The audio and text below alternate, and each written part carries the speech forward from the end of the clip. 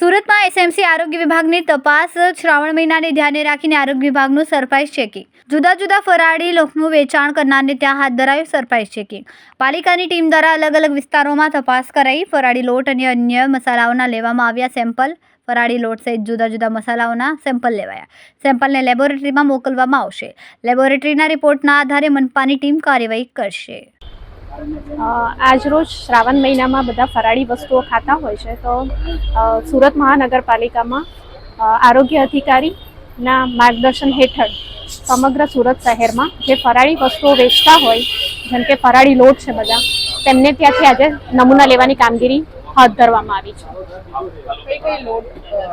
રાજગરાનો લોટ, મોરિયો, સિંગોડાનો લોટ જે બધું ફરાળમાં ખવાતું હોય તે વાનગીઓના આજે નમૂના લેવામાં આવશે। નમૂના લીધા બાદ રિપોર્ટ ક્યારે આવશે? રિપોર્ટ આમ તો 14 દિવસમાં હોય છે ફૂડ સેફ્ટી સ્ટાન્ડર્ડ એક્ટના નિયમ પ્રમાણે, પણ જેમ બને એમ જલ્દી રિપોર્ટ આપશે। શું કાર્યવાહી કરવામાં આવશે?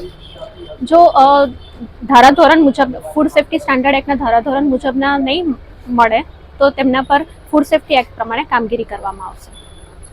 કેમેરામેન સેનિલ વિરાણી સાથે વાલ છેઠા, માનવ પ્રભા ન્યૂઝ, સુરત। અમારા વિડિયોની નવી અપડેટ મેળવવા માટે સબસ્ક્રાઇબ કરો માનવ પ્રભા ન્યૂઝ ચેનલને, બેલ આઇકન ક્લિક કરો લેટેસ્ટ વિડિયો સૌથી પહેલા મેળવવા માટે।